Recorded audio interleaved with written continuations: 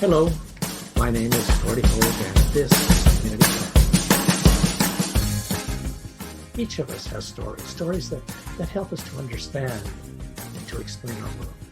I have been very fortunate to have met many interesting people who have had a positive, profound impact on our community and far beyond.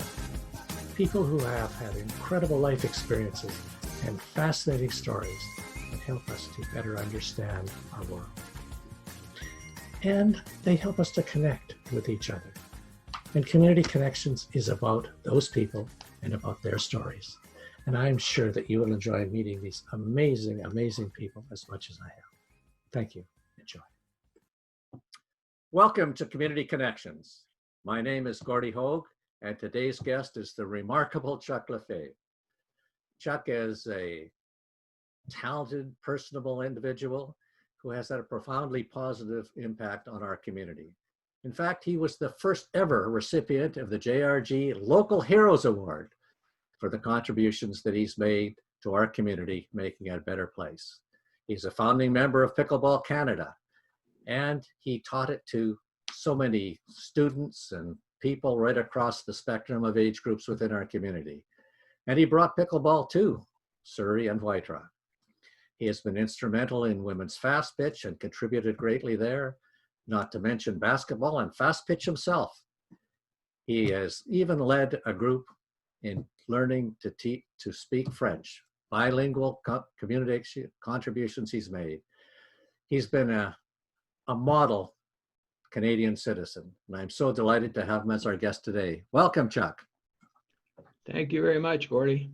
Thank you so much. Can you tell us a little bit about your journey in life that's led you to this community and all of the wonderful contributions you've made to communities across this wonderful country? Well, it is a wonderful country. Canada is marvelous, and each province seems to be somewhat different. Yeah. So we all benefit by one another, and I have been very fortunate to have lived in 2 of the provinces and visited all the others. So when I retired, I went for a cross Canada tour the day after I retired from here, BC, all the way to Newfoundland and back again. 3.5 months in a small motorhome, which I had was my company car that was converted. And that trip took 3.5 months, and we had 3 hotel rooms. So that was a very economical trip. Yeah, that'd be quite a trip. Yes. Anyway, the story starts in Windsor. I was born there and grew up there.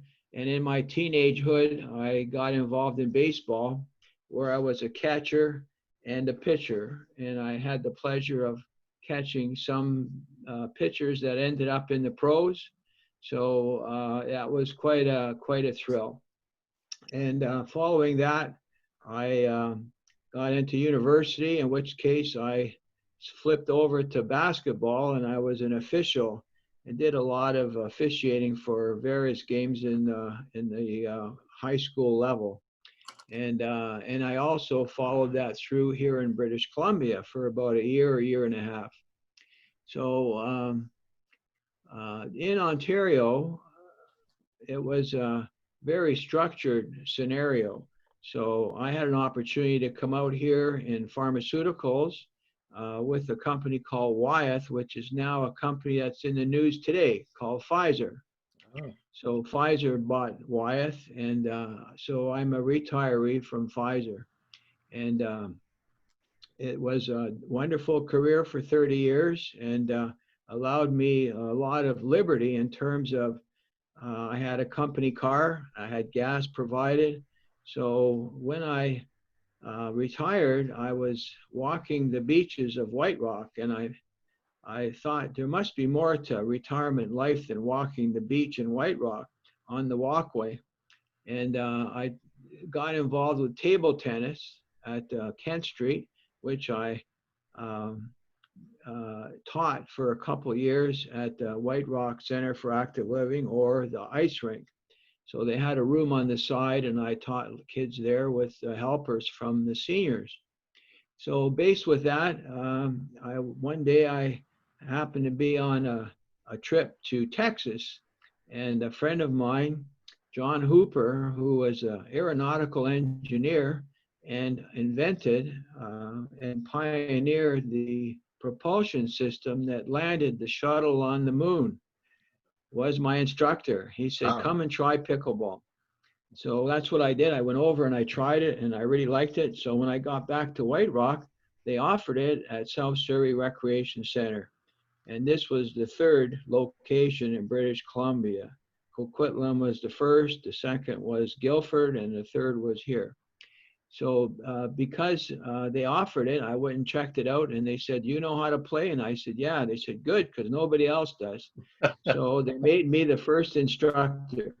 And based on that, I went a little further and did some inquiries and found out that there was no structure of any kind anywhere in Canada. So I was the founding director and got it started and hired, literally speaking, figuratively speaking, people in Ontario and Alberta and all across the country to come and help in this project to get this new sport off the ground.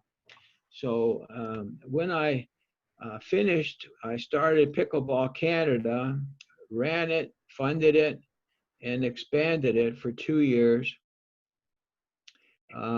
We had the first year, we had 400 members. And the first year in the United States, which was the year before, was 2004, the United States had 300 members. So in fact, Canada was bigger than the United States in the first year. So Perfect. recently, one of the disc jockeys on one of our radio stations interviewed me with the mayor of New Westminster, Mr. Cote. And the question was asked to me, how many players are there in Canada and how many in BC? So I said to the lady, I said, my estimate, no one knows because people are floating in and floating out all the time. But my estimate is about 350,000 players in Canada, and in BC about 80,000. And we're probably looking at somewhere around 2,000 to 3,000 locations where you can play. So BC has more than 450. So because of the pandemic, we basically have now moved to the outdoor because indoor is all closed up. So people have played pickleball, which is a family sport and is suitable for all ages. So you can start kids in kindergarten and play till they're 90 years old. We have instructors in White Rock that are 95. So these are seniors that are not just seniors, they're active seniors, and they're still playing and they're playing well. So that gives you an idea. This is the type of sport that we need to hear more about from our governments, more from our educators, more from our sports people, because it's a sport that whole family can play together. There hasn't been one of those in a long time. No. So all we hear about is sports that have been taken over by moneyed interests and turned into big business. You know, hockey, baseball, football, basketball, it's all multi-million-dollar businesses. So in all my 15 years with pickleball, we have never asked the government for anything, not for a single cent. And yet here we have a sport that's rivaling many other sports like tennis, and it's growing much more rapidly on an annual basis and exponentially. So I think that the sports people need to be more cognizant of things that are coming on board, things that are coming on stream, whether they're injury prone, whether they're infection prone, whether they're what are the guts of the sport. And if they ask themselves that question, you know, they're going to find that a lot of sports are not very favorable for young people to be learning and playing. And so this is one that is, and there's very few injuries with it, and the kids love it. I've never seen a student not enjoy learning how to play the sport and be wanting to play more of it. So for me, it's been a great effort. It's been a great retirement project, It's been something that I've had lots of awards for, and most important of all, met some very nice people like Gord. As a matter of fact, as I recall, there's a school around the corner from our house, and Gord actually opened it. I think he was at the opening ceremonies, and I was there teaching, and he came over and did a little talk to the kids, and we actually had a game together. That's right, you did. And I think you Yeah. gave me a racket at that time. Thank you. Yes, So that's right. So, yeah. How did pickleball get started? well, pickleball is a Seattle based sport, and it was started by a senator and a businessman in Seattle. And the senator had a tennis court in his backyard, but the kids were young. They were like 3, 4, 5, 6 years old, and they couldn't cover the whole tennis court. So he decided he wanted to play with his grandchildren. And so that he and the businessman figured a way to shrink tennis into 1/4 of the size. So that means that we can put 4 pickleball courts on 1 tennis court, and so we can have 16 players playing instead of 2. Yeah. So if you're a member of Parks and Rec, it's a no-brainer. If you're a member of a municipality like White Rock, it's a no-brainer. You want to promote more people to utilize the scarce facilities that we have, especially with high rises. Like in White Rock, we have 19 high rises going up. What are all those people going to do? What has White Rock provided for them in terms of recreational activities? Not very much, but this is one that's there and it's available. And so we're finding more and more municipalities now that are going into dedicated pickleball courts, outdoor and indoor in rec centers. Pretty much all the rec centers in BC now all have pickleball, and the majority of them have next door will have a outdoor program as well. So some people like to play outdoor, some like to play indoor. Seniors don't like to get too much sun, so they tend to play indoor. But we're seeing more and more younger people now coming to the sport. So younger people means that we'll end up doing more outdoor. So we have dedicated courts now in Langley and Cloverdale and North Delta, South Delta, you name it, all around Abbotsford. All of those places have dedicated courts. White Rock does not yet. However, they are resurfacing the courts now at Centennial. So we'll see what happens. So it's got to be one of the fastest growing sports in the world then, does it? Or certainly It in North is America? one of the fastest in North America anyway. Yeah. Europe seems to be focused on soccer. Yeah. But soccer is in stadiums and it's big bucks. It's a big bucks. I think it's probably the biggest dollar sport in the world. Yeah. And it's not for everybody. Not everyone can play soccer at a competitive level, but a lot of people, even seniors, can pick up pickleball quite quickly and get into a competitive sport situations, tournaments and things like that. We have about 80 to 100 tournaments in BC a year. Wow. Yeah. Yeah. So you talked about growing up and playing softball and getting involved in basketball. Hardball too. And Yeah. hardball too. So tell me a little bit, because if you're a catcher and a pitcher, that's an interesting combination. Yeah. Yeah. As you know, having been involved with that sport yourself, and I think hit the first home run at Softball City, eh? Well, the first man to hit one in men's fastball. There's probably First man women. to hit one. Well, Yeah. I don't think the women would hit them over that readily. It's quite a distance. Well, actually, when we played fastball there, that we didn't play with that fence. They had it in closer, and Oh, I think when I hit the home run, the next time we came back for our next league game, they'd moved the fence back. They realized that if I was hitting it out, it was in too close. yeah. Well, I went from hardball. I used to go from the hardball diamonds in White Rock and umpire a baseball game in hardball. Then I'd hop on my bike with my equipment, go over to South Surrey Rec and play some pickleball, and then scoot over to Softball City and do some slow pitch.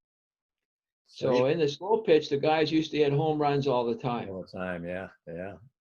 So with all of your involvement in sport and your involvement in communities, what would you say about sports' ability to tie communities together and tie people together and sort of the social part of sport and how meaningful that seems to be.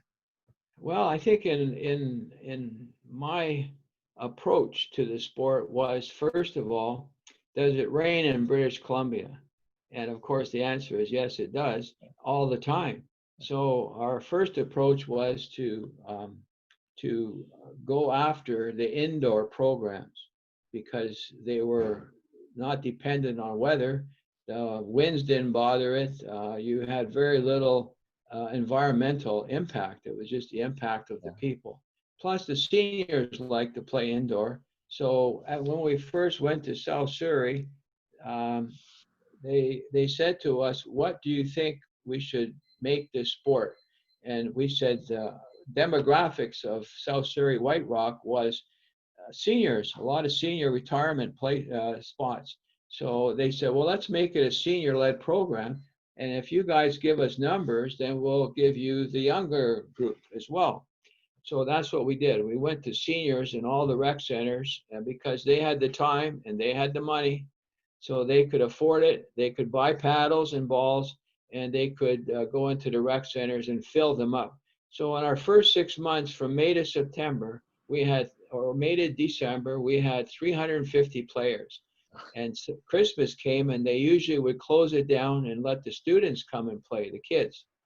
And this year, that first year, 15 years ago, we had so many players that they couldn't shut it down. They had to leave it open.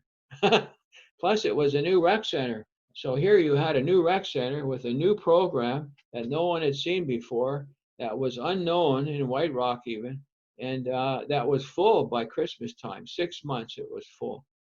And so, that was the history. That's how it started, and it hasn't stopped since. We provided continuous teaching, level 1, level 2, level 3 at South Surrey Rec for 15 years in a row. So that means that every year we are graduating, several thousand players every year. So that's been going on for 15 years. So it's not surprising that White Rock, South Surrey, has the highest visibility of any municipality in Canada.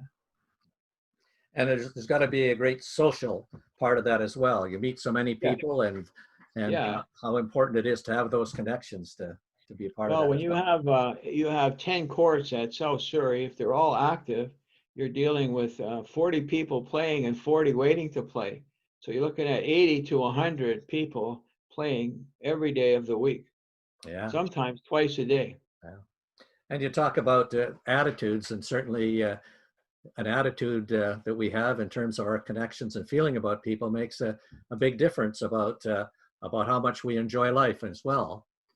Well, that's right. And you pick up from other people who are doing wonderful things and who are helping other people, even students helping other students. And that students go home and tell their parents what they're doing, at school, and then it spreads out from one family to another. Yeah. So actually, this whole sport has grown without 1 cent of advertising, not a single cent. So if you could put 350,000 people out on the court 7 days a week and do it for nothing without having 1 cent of taxpayers' money, wouldn't that be a wonderful thing? And I'm sure that there's lots of savings in terms of the healthcare system too, because people are out there and active and engaged. Exactly. These people are, it even surprised me. They're 70, they're 80, they're 90, they're 95, and they're out there actually playing like young bucks. Yeah. And, it's to me, it's absolutely phenomenal because many of them have issues. They have heart issues like everybody else. They have knee issues. They have hip issues. They have all those things. And sometimes they look like the walking wounded, but they're out there doing it, eh? Well, Chuck, you've been an inspiration. That you can tell a little bit about what you've gone through with your health issues and how you're out playing again. Yeah, that's right. It's a couple years ago, I ended up with a bypass, and they took the saphenous vein for the bypass, but the leg would not heal because it didn't have sufficient blood flow. So anyone that has a bypass should have a blood flow test before, not after the bypass.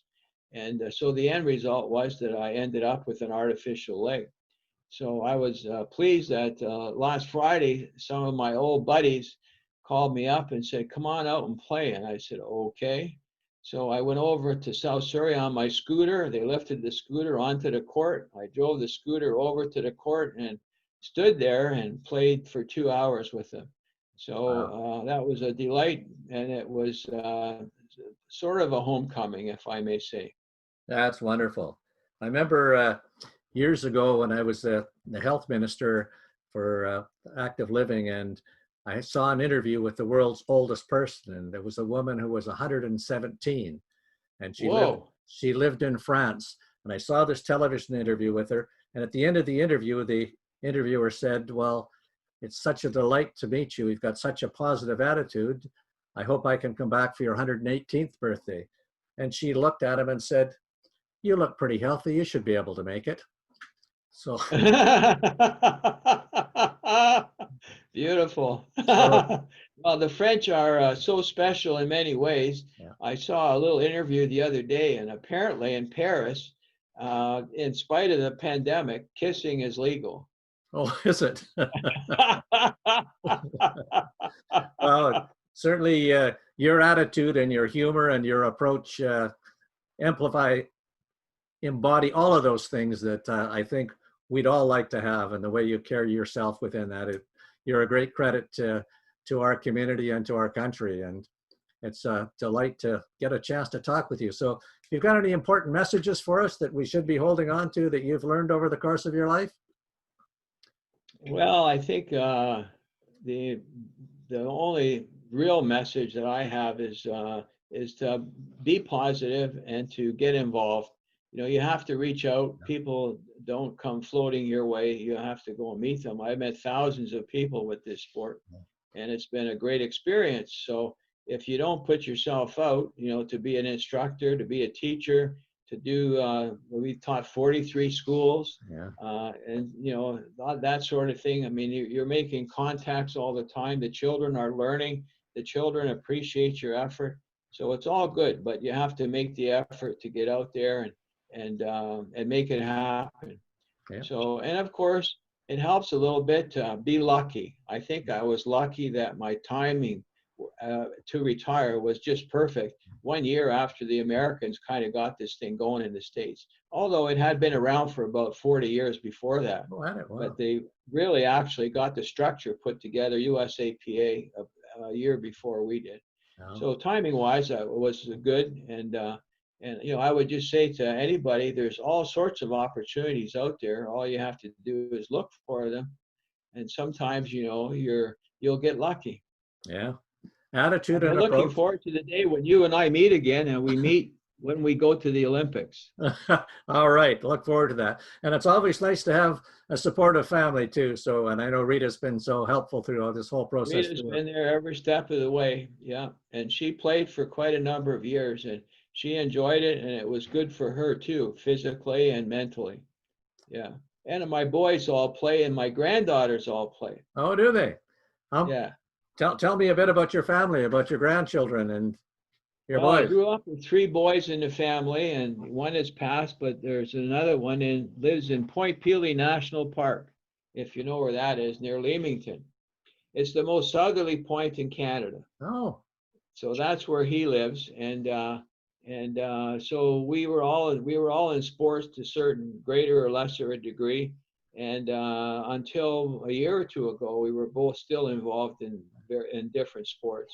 So you know, our family, I have 2 boys, and they each have a girl, and so the granddaughters are 21 and 19 now. So they're full-grown ladies, and they enjoy sports.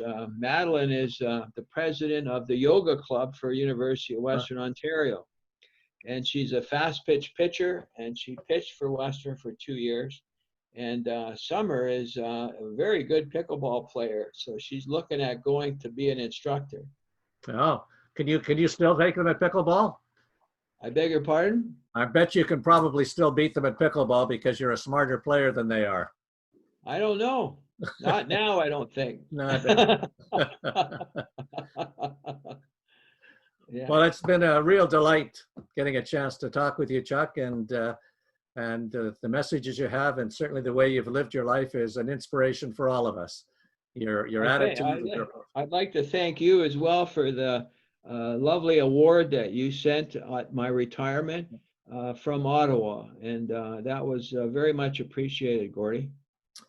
Well, as I say, you're an exemplary citizen of Canada that has done so much to contribute, and it's wonderful to see the model and that you set, the expectations you set, and you continue to be an inspiration for all of us. So thank you so very much, and Thank you.